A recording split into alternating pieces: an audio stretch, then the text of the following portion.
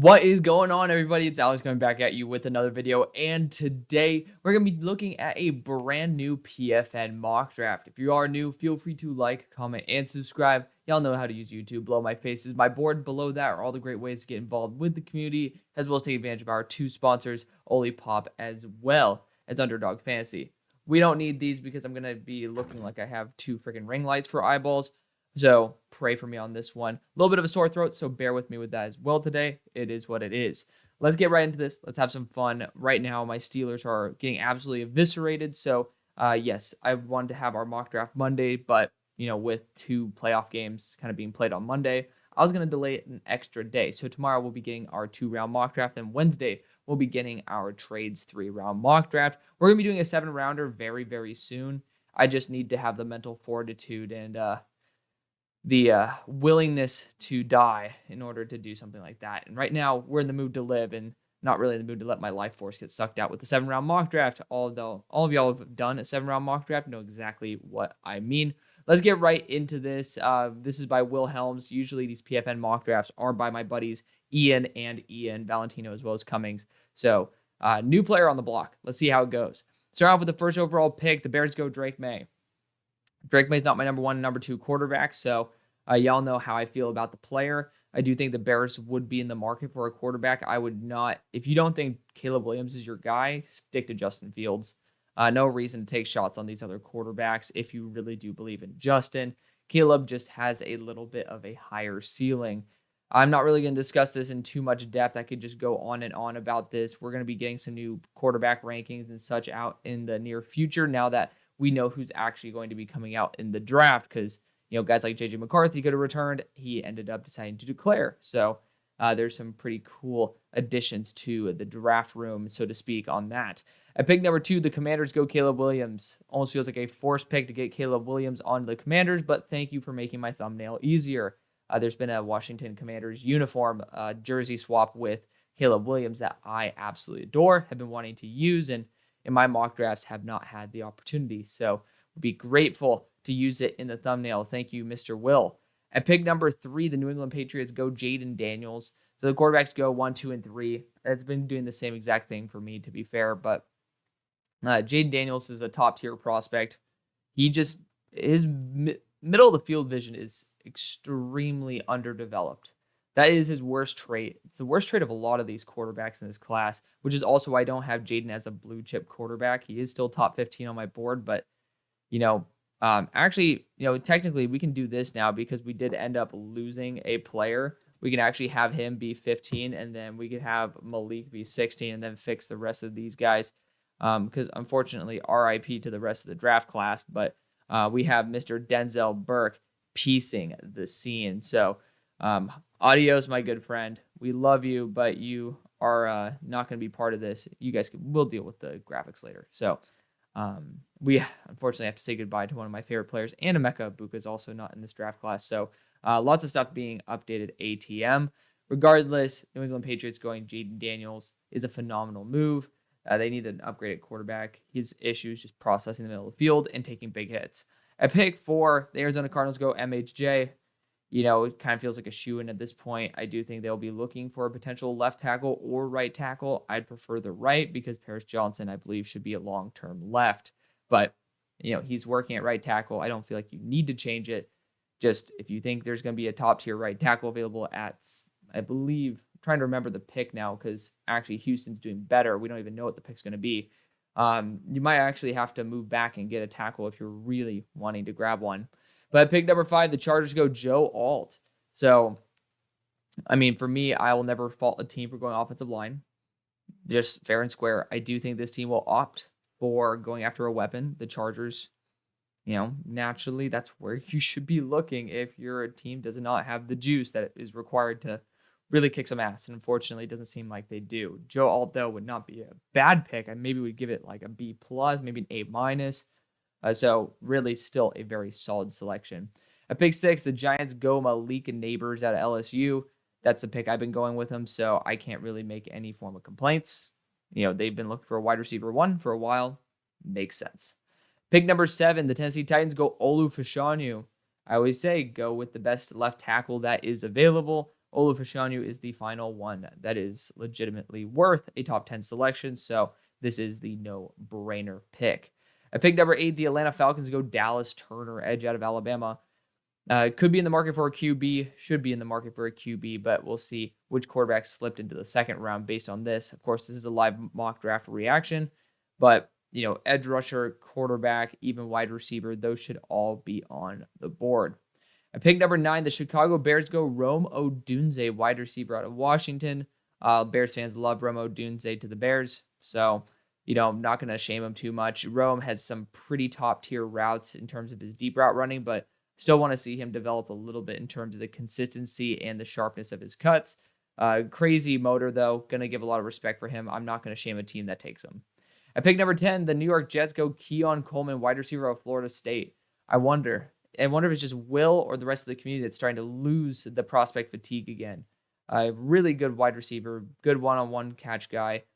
To me, he still belongs in the after the 20s area, but that's kind of been my opinion since the beginning. He was number 34 on my board coming into the year.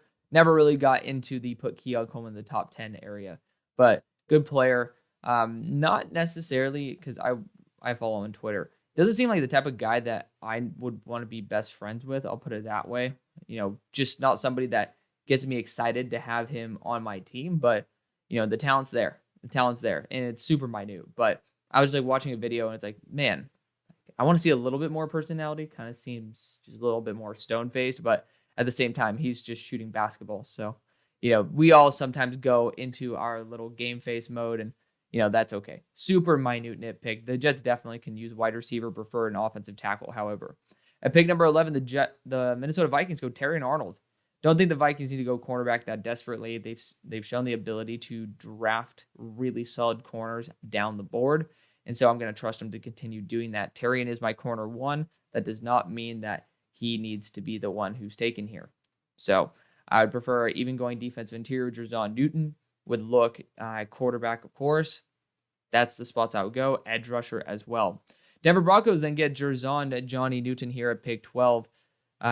Interesting. Because I think in round 3, you could get a pretty solid defensive interior talent. They don't have a second round pick. And so I would prefer to go after one of those positions like edge rusher where I probably wouldn't get the value that defense interior will have on like later day 2.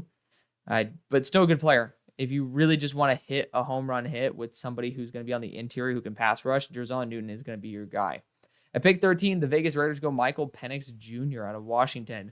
A lot of people comp Rome Odunze to Devontae Adams. Well, Michael Penix gets the real deal here. Las Vegas Raiders could use an upgrade. Michael Penix, he struggled. He struggled in that final game. In that natty, he did not do a very good job. But that Sugar Bowl showed you what he could be. Quarterbacks have good and bad games. You got to give him a mulligan here and there.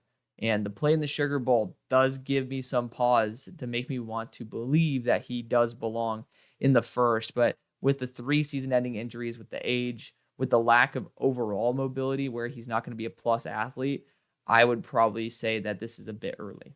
At pick 14, the New Orleans Saints select Brock Bowers. Should have gone earlier, but this is the absolute floor. This team has not really had a tight end in a hot minute, so I'm going to support this pick 10 out of 10 times. At pick 15, the Indianapolis Colts go Laiatu Latu. I think there's 4 dudes who had 7+ sacks on your edge crew, so I don't feel like edge is a big issue. But if you're looking for a lead dog, I do understand why. Like for a Steelers fan like myself, having TJ Watt on the team versus 4 dudes who are going to be having the value of 1 TJ Watt, I get it. I do get it. For me, I love to look at defensive back for this team. That's primarily it. Defensive back and wide receiver. And then edge rusher probably right behind that. Nose tackle. Like there's a lot of dudes you're going to have to re-sign coming up. So, it is going to be a very tricky offseason to see how the Colts pull it off. At pick 16, the Seahawks go J.C. Latham. It's intriguing. For me, I don't feel like you need to target offensive tackle here. You're still developing Abe Lucas. It doesn't make very much sense for me. Unless you're going to be putting J.C. as a guard, which, this isn't suggesting it. And so I don't really understand. On the best pure right tackle to come out in several years, what? In this mock, J.C. Latham falls as most of the teams above pass on the best pure right tackle. Are we reading this correctly? Like, I like JC Latham now. Like, let's be real about this. I like JC Latham. This is poor This is poor scouting. This is just straight up purple prose. That's what they call it when you just fluff up shit just to make it sound good. No. Again, I like the idea of always going offensive line, developing your offensive line. You know, maybe you have a contingency plan for Abe Lucas, right? But to try to BS us by, you know, massaging your pick by saying he's the best pure right tackle to come out. Come on, dude. Come on. You're better than that. We all know you're better than that. That you could have taken that one line out. You could have just said, he's a mauler, instantly makes Seattle's offensive line one of the better units in the NFL. And I still would have complained a little bit, but that's some really, really poor journalism right there. You know, JC Latham's not one of the best. Or he's not the best. He might be one of the best in the past few years because we haven't seen very many good ones, but the best pure right tackle? Yeah, no.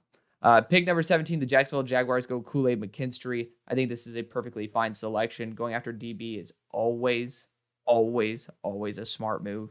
Injuries happen. Guys have off years. Like, you know, you do need somebody to step in, especially with contracts still being relatively expensive for the top end of the position. You know, it is a very smart decision to go after someone who could be, you know, one of your lockdown pieces on a defense that is still struggling to be able to get this team to a championship, because this was one of my teams this year. Like last year was the Eagles, saying that they're going to go like 15-2 or 14-3 or something like that once they got Chauncey. This year, I believed in the Jaguars to be, you know, that team that was the Super Bowl contender. They didn't even make the playoffs. Oh, it is what it is. But Kool-Aid could get them there.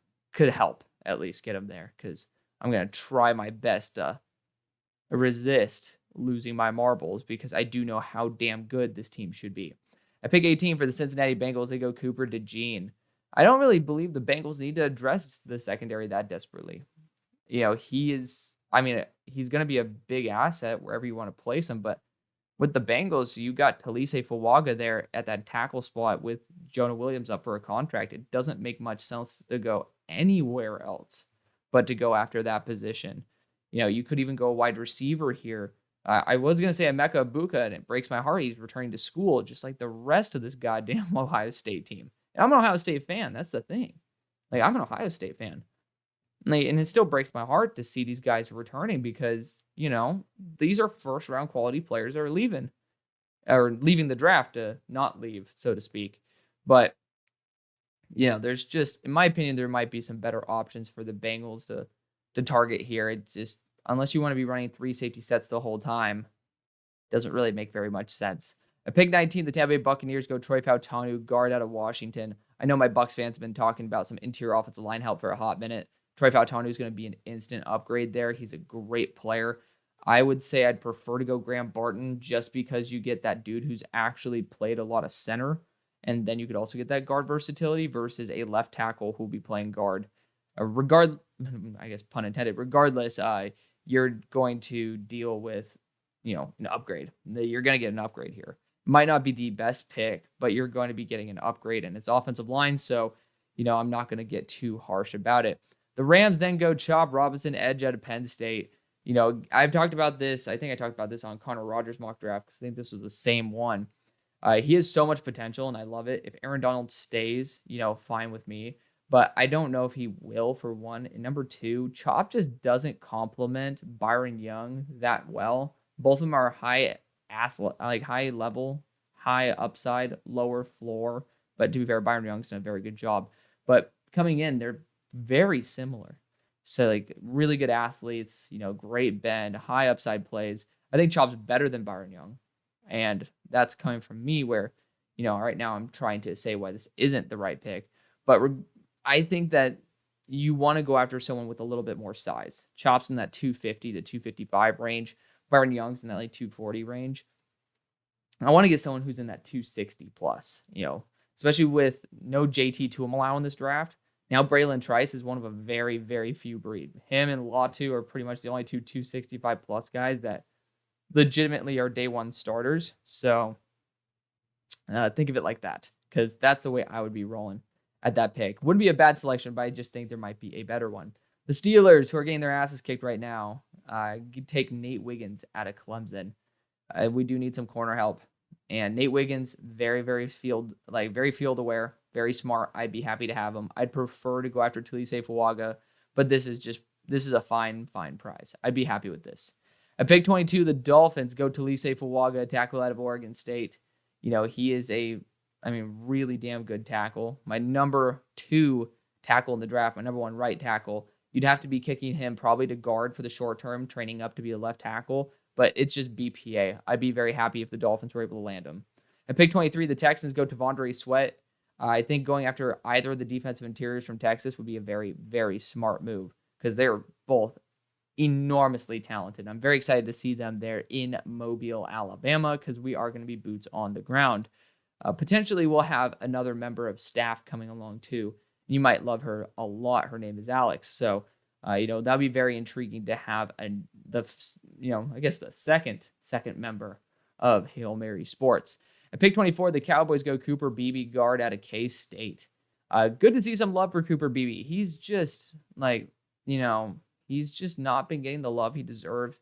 He's not the most athletic guy, which is why I don't put him in the first. And sometimes he is the forgotten dude on the block. But I'm glad to see that he gets some love. To be fair, the one position I don't like for the Cowboys going is a guard. Why? Why do we need it? Unless you're going to be kicking out Mr. Smith to Mr. Tyler Smith, the tackle, there's going to be no hole at guard. So you need to look at center and left tackle. You got Kingsley Suamatea, you got Jordan Morgan, and then if you want to get the versatility to potentially go center, and you also have Amarius Mims, we see that right below, but you also have Graham Barton. He can play that center role. So for me, I think this is probably one of the picks that I actually don't like, or one of the spots I don't like for Cooper Beebe, even though I do love the respect he gets.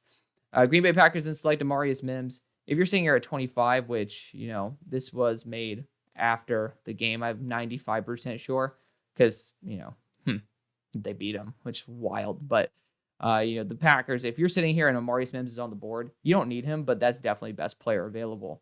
At pick 26, the Cardinals from Houston. Yeah, so this is updated.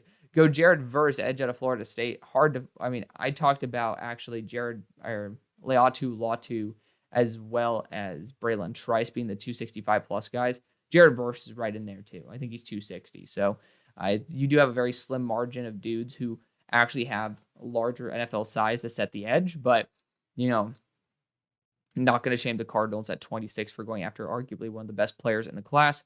Eagles then go Brian Thomas. I don't know about that. For me, I don't feel like that's going to be a Howie move. It doesn't feel like a guy who can be you want to go after someone who's going to be an AJ Brown replacement if you're going to go after someone in the first round. Like if Emeka Buka were still coming out in this draft, that's where I think it would have been more of a Howie selection. Brian Thomas feels like a complementary piece to AJ Brown. And I don't think the Eagles are going to they're not desperate enough to go complimentary piece in the first round. They're going to go after a developmental super starter. So that's going to be Kingsley Suamatea, Jordan Morgan, for example. Or, if Jared Verse were on the board, Braylon Trice, for example, he's still on the board. That's where I think the Eagles will be trying to go after. So that's where we're at right there. Maybe a corner as well, but the corner value definitely has dropped. At pick 28, the KC Chiefs go Xavier Legette. I'm a big fan of Xavier Legette. Could toss in Troy Franklin here as well. There's a 30-pound difference between the two, literally. I think it actually might be 40 because it's 227 to 187. So, yeah, it's a 40-pound differential right there. And Xavier Legette is just a super stud. I love Xavier Legette. I love Troy Franklin. Both of them are fantastic players. So you can be happy with either. It just depends on what frame you want in that receiving core. So not going to complain about that. The Bills then select Cam Kinchins out of Miami. They do need some extra DB help for the future. Just found out that it's been 7 years since Hayden Poyer came to that secondary. So it's kind of time for a change. I'd be fine with that. At pick 30, the Lions go A.D. Mitchell. Intriguing to see the Lions go wide receiver in the first. I'd prefer corner, defensive interior, or edge rusher, and primarily edge rusher, then maybe corner, then defensive interior, then wide receiver. But I do think this team could use that final piece. They did trade for Donovan Peoples-Jones at the trade deadline, which shows that they at least understand there is a slight need there, even though this offense is cooking. I mean, they're doing a great job, but why not do even better? At pick 31, the Niners go Graham Barton, center/guard/tackle out of Duke. With Kingsley Suamataia on the board, a massive hole at right tackle, I'd prefer to go that way, or Jordan Morgan, but I'm not going to shame him for going the most versatile offensive lineman on the board. At pick 32 and ending off the draft, the Ravens go Kalen King, corner out of Penn State. Another team where I think they should go offensive tackle, but, for me, I love my boy Kalen King there. He's been kind of my boy since the beginning. He had a really bad game versus Ohio State, but besides that game, and when you look at his work or his whole entire draft profile in its entirety, there's a lot to really love. And you can't just plug him in day one and expect him to be perfect. And you can't really do that with many corners. That's why Sauce Gardner was my number one player. JPJ was my number two if he actually landed with the right team. I think he did. And he's had some really, really good games. Had some poor ones as well, but that's the learning experience. You're a rookie. That's what happens. So I think Kalen King is not on that tier, but he can actually end up developing into a really damn good corner. I think the Ravens would be happy with him. I just prefer offensive line. So that's going to be the video. Thank you so much for watching and showing the support and love that y'all always do. See you on the far side. Peace.